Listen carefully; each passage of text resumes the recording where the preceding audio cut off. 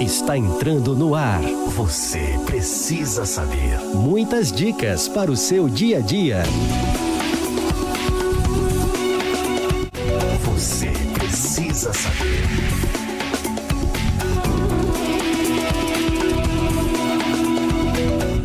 Nós queremos saudar aqueles que nos acompanham com a paz do Senhor Jesus. Estamos dando início a mais um episódio do programa Você Precisa Saber. Esse programa está vinculado à programação da TV Manaim e também nos canais oficiais do YouTube da Igreja Cristã Maranata. Eu sempre falo, se você ainda não está inscrito, aproveita para se inscrever.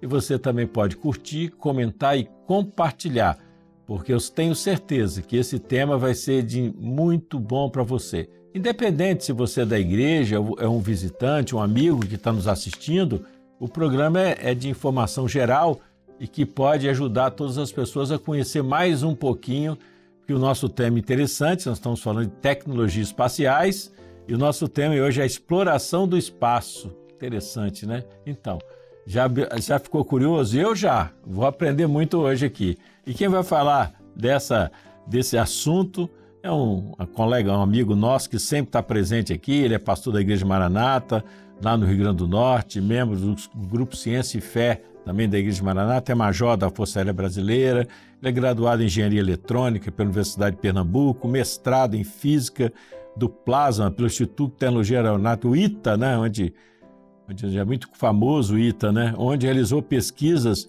em um túnel de plasma para simulação do ambiente de reentrada espacial. Pensou? Doutorado em telecomunicações e também desenvolvimento da antena para satélite tipo CubeSat. Estamos aqui com o nosso querido amigo pastor Hélito Guilherme. Que prazer tê-lo mais uma vez aqui conosco. Pastor Wallace, é um prazer estar aqui novamente. Que bom, estamos aqui a aprender um pouco mais sobre esse espaço brasileiro, sobre o espaço mundial. É muito interessante isso aí. Vou começar logo perguntando: o desejo de explorar o espaço é algo recente ou vem de muito tempo? Pastor Wallace, isso é antigo, né? O homem sempre foi fascinado pelo espaço. Os antigos babilônicos, os egípcios, eles olhavam e contemplavam o céu, as estrelas, tinham curiosidades, né? Até na Bíblia nós vemos até citações em relação a isso. E os antigos já usavam os satélites, os astros, né, para assim, marcar o tempo, os anos, a época de colheita. A navegação também pode ser feita baseada nos astros. Aqui no hemisfério norte, onde nós vivemos, nós temos o Cruzeiro do Sul, que é uma constelação e você pode ver qual é ele marca o sul geográfico. Então, à noite, você sabendo identificar o Cruzeiro do Sul, você consegue ver a direção do sul, você consegue se orientar. Mas também tem assim algo que desperta o nosso sentimento espiritual, né, diante da grandeza do universo. Vou até citar aqui um texto, né?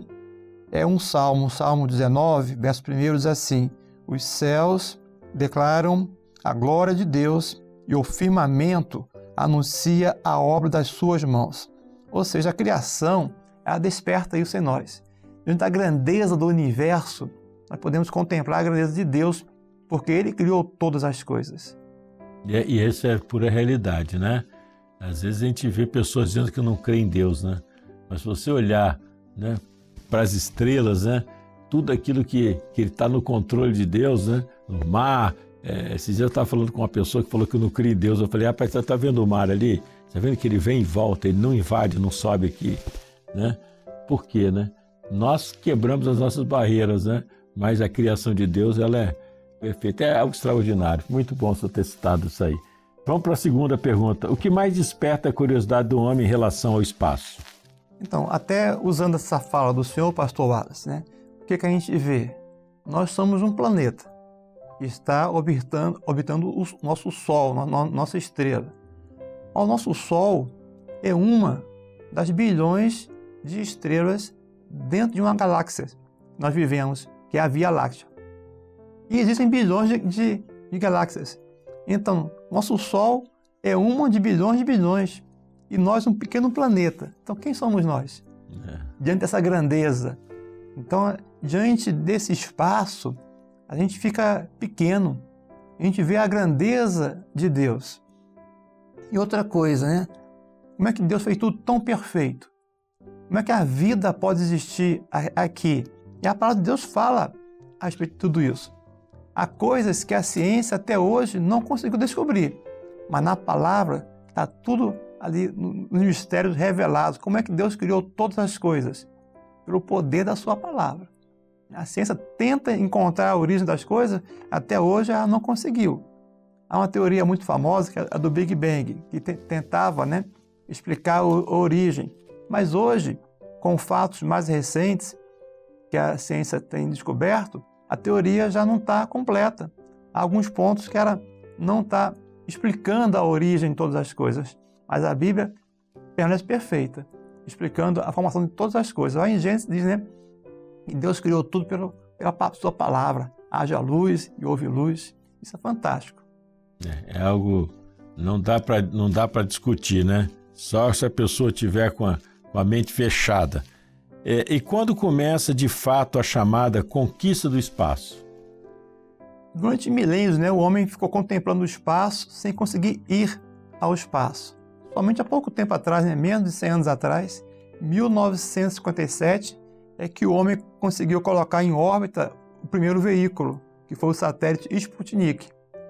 Diante de um cenário ali histórico, que foi conhecido como a corrida espacial, que está também ligado a outro fenômeno histórico, né, que é a Guerra Fria, a competição ali política, tecnológica e ideológica entre os Estados Unidos e a antiga União Soviética.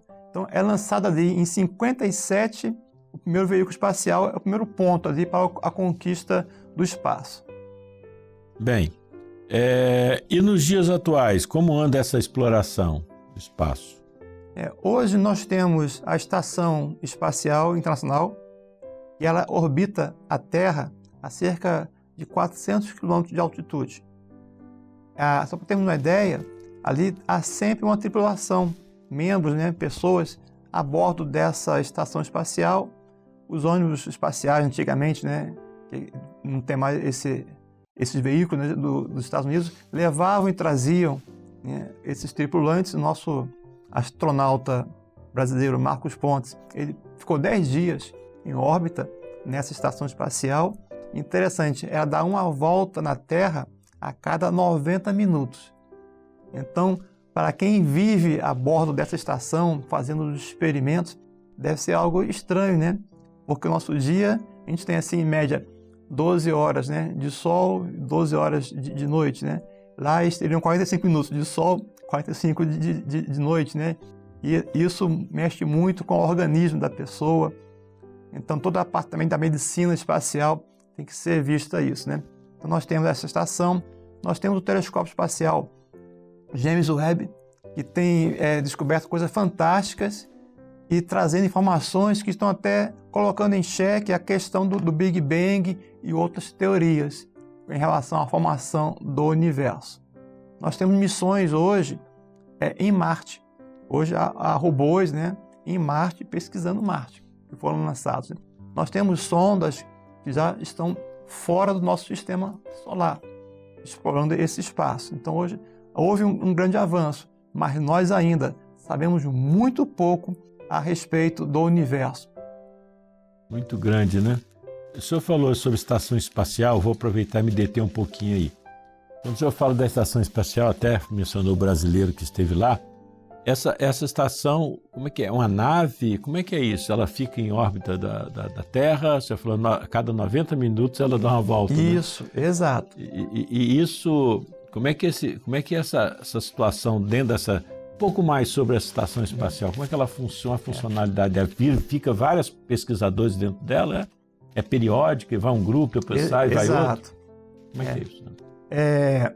Na década de 80, o programa espacial americano usava os ônibus espaciais. Os ônibus levavam material para o espaço e começaram a construir. Então a estação espacial ela foi construída no espaço com dezenas de voos da Terra para o espaço, levando material, tipo um Lego, né? Aquelas pecinhas de montar, né? Foi montando. E hoje eu não sei aqui precisar o tamanho e o peso, né? Mas é uma estrutura considerável. E ali ficam os pesquisadores, os astronautas. E as espaçonaves, elas vão, acoplam na estação e transferem alimento, transferem pessoas, né? Alguém fica, alguém vai. Há pouco tempo tivemos um episódio, né, que alguns astronautas tinham um período para ficar lá, mas houve uma falha, né? E ficaram meses além do que estava previsto, diante da dificuldade de conseguir um veículo para levar a troca, né, da tripulação, digamos assim. E a questão de combustível, tem uma preocupação com isso? Como é que ele se mantém, essa estação lá? Que ela fica lá direto, né? Exato. Como é que é? É autossustentável, autoalimentado? Como é que é isso? Quando o veículo ele entra em órbita, digamos que ele está caindo constantemente. Sendo que ele cai, digamos assim, além do horizonte. Então, é uma queda constante, né? E cada altitude que esse veículo é colocado, isso determina essa órbita, né? Por exemplo, na altitude de 400 km, onde está a estação espacial, essa órbita leva 90 minutos. É muito rápida, né? Já os satélites que nós usamos para TV, comunicação, eles são chamados satélites geoestacionários. Eles estão a 36 mil quilômetros, então é muito além. E ele gira com a mesma velocidade de rotação angular da Terra. Então é como se ele estivesse parado. Sim. Por isso que em casa, quem tem TV por satélite, a anteninha fica fixa, sempre apontada para o mesmo ponto, porque o satélite está geoestacionário, ou seja, ele está parado em relação à Terra, porque a Terra está girando, mas o satélite gira na mesma velocidade, forma. né? Então não há combustível para isso. Usa-se algum combustível ou algum tipo de energia para fazer correções. Então, quando o satélite sai um pouquinho da órbita, ou a estação espacial, a correção gasta um pouco de combustível, energia elétrica, algo para corrigir. Mas o voo normal não se utiliza combustível, porque usa a própria gravidade, uma queda constante, né? Digamos assim. Muito bom, interessante, né? Agora vamos lá, qual a importância da conquista do espaço para a humanidade, como modo geral? A conquista do espaço, ela traz diversos benefícios. Várias tecnologias que nós usamos hoje no nosso lar é fruto da tecnologia espacial. Forno de micro-ondas, a conservação de alimentos, as vestes, né? Muitos tecidos hoje que um bombeiro, por exemplo, ele utiliza para o combate ao incêndio, foi uma tecnologia desenvolvida para as roupas espaciais dos astronautas. E tem a questão da comunicação, o GPS, a TV por satélite. Então nós usamos todo esse recurso no nosso dia a dia.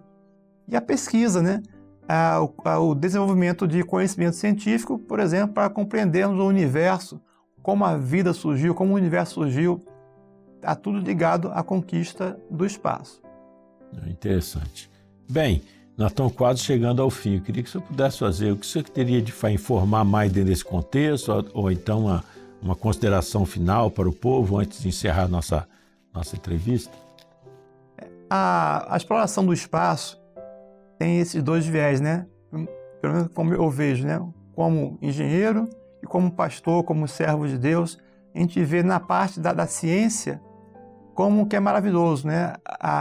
As tecnologias para levar o homem à Lua, levar o homem ao espaço, os satélites. Mas, por outro lado, a parte espiritual, quando a gente vê a grandeza do universo, e nós sabemos que tudo isso é obra da mão de Deus. Eu fico maravilhado quando a gente vê ali o tamanho do universo e a Terra é um pontinho tão pequeno. E Deus, né, colocou tudo de maneira perfeita. Não pode haver acaso, pastor Wallace, nisso. Com certeza. Porque nós estamos aqui na temperatura certa, com a umidade certa, e a palavra de Deus fala, né, que Deus criou um lugar habitável para o homem. Então Deus preparou todas as coisas com grande sabedoria e com grande poder. Tudo isso debaixo da palavra de Deus foram criados. Nós entendemos pela fé isso, né? Hebreus 11:3 diz, né, que pela fé nós entendemos que tudo foi criado pelo poder da palavra de Deus. Muito bom, né? Se alguém tem alguma dúvida, vai estudar tecnologia, vai estudar o espaço, e você vai ver o quão grande é o nosso nosso Criador, né? O nosso Senhor e Salvador Jesus Cristo, né? Bem, estamos chegando ao final de mais uma edição do Você Precisa Saber. Eu sempre falo, assunto muito interessante, né? Por isso que eu fiz algumas perguntas aqui a respeito. Fiquei curioso como é que funciona essa nave espacial, né? E é muito interessante e esses assuntos sempre atraem a atenção de muitas pessoas. Eu tenho certeza que você que nos assistiu já pensou num parente, num amigo, num primo, um colega de faculdade, de escola, né? Alguém do trabalho que se interessa por esse assunto, compartilhe com ele. Não deixe que essa informação fique aqui, não. Deixa que outras pessoas também passem a conhecer todo esse ensino. Então, se você gostou, pode curtir. Se você quiser comentar, eu tenho certeza que eu conheço, o pastor Hélio vai te responder lá, o Hélio. Se você comentar, fizer pergunta, eu vou pedir ele para ir lá te responder lá no chatzinho, tá? Então faça isso, compartilhe o link, porque eu tenho certeza que muitas pessoas gostariam de saber o que você passou a saber hoje, tá bom? Nos encontramos na próxima edição do Você Precisa Saber. Um grande abraço e a paz do Senhor Jesus. Você precisa saber.